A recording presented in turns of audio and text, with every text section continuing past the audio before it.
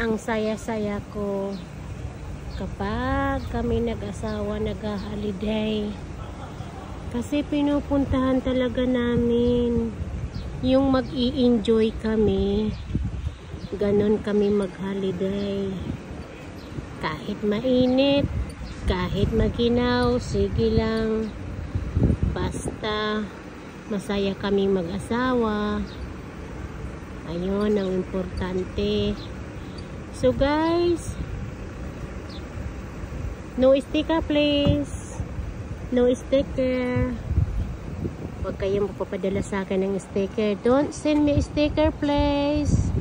No sticker. Thank you so much. Thank you for watching. And thank you for sharing my video. Love you Facebook.